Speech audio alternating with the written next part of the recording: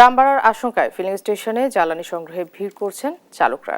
এ নিয়ে আরও জানাতে চট্টগ্রাম থেকে যুক্ত হচ্ছেন আমাদের সহকর্মী এ.কে.এম. নাজিম। নাজিম, ফিলিং স্টেশনে জ্বালানি সরবরাহ করছে কিনা, কি বলছেন চালকরা, বিস্তারিত আমাদেরকে জানাবেন। চট্টগ্রামে তেলের পাম্পগুলোতে আসলে গত 2-3 দিন ধরে কিন্তু তেল খুব কম পাওয়া যাচ্ছে। কারণ একটি গুজব ছড়িয়ে পড়ছিল চট্টগ্রামে বাংলাদেশের তেল সংকট, সেই সংকটের কারণে কিন্তু বিভিন্ন পাম্পগুলোতে তেল পাওয়া যাচ্ছে না। সেই জন্য বিশেষ করে মোটরসাইকেল যারা আরোহী রয়েছেন তারা কিন্তু তেলের পাম্পগুলোতে গত 2 দিন ধরে বেশি ভিড় করছেন এবং বিশেষ করে গতকাল বিকেল থেকে চট্টগ্রাম নগর যতগুলো তেলের পাম্প রয়েছে, বিশেষ করে অকটেন, ডিজেল, পেট্রোল এইসব পাম্পগুলোতে কিন্তু মোটরসাইকেল আরোহীরা ভিড় করছেন। গতকালকে আমরা দেখেছি সরকারের পক্ষ থেকে একটি নির্ধারিত নিয়ম বেঁধে দেওয়া হয়েছে যে মোটরসাইকেল যারা আরোহী রয়েছেন তাদেরকে 2 লিটার এবং অন্যান্য যারা যানবাহন রয়েছেন যারা ডিজেল, অকটেন, পেট্রোল দিয়ে গাড়ি চলাচল করে তাদেরকে বিভিন্নভাবে নিয়ম বেঁধে দেওয়া হয়েছে।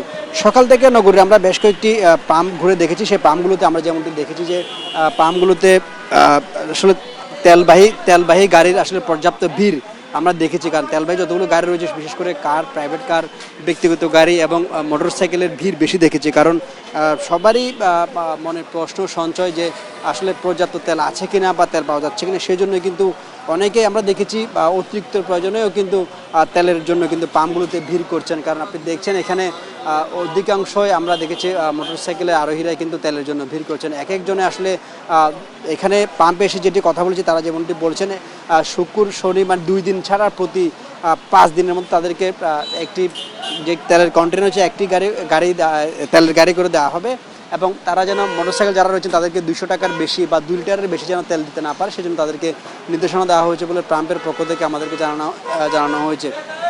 আসলে এই যে আপনার ইরানের যে চলমান অস্থিরতা বা মধ্যপ্রাচ্যে চলমান অস্থিরতার কারণে তেলের যে সংকট, সেটির কারণে মূলত এই পাম্পগুলো তেল পাওয়া যাচ্ছে না বলে মনে করছেন সংশ্লিষ্টরা। তবে দ্রুত সময়ের মধ্যে এই সংকট কেটে যাবে এমনটি আশা করছেন আসলে যারা তেল বিশেষজ্ঞ করছেন তারা। এবং তেলের পাম্পগুলোতে যে মোটরসাইকেল আরোহী রয়েছেন তাদের যে দীর্ঘ সারি সেটি ধীরে ধীরে বাড়ছে। চট্টগ্রাম থেকে তেল সংকট নিয়ে আমার কাছে ছিল সর্বশেষ।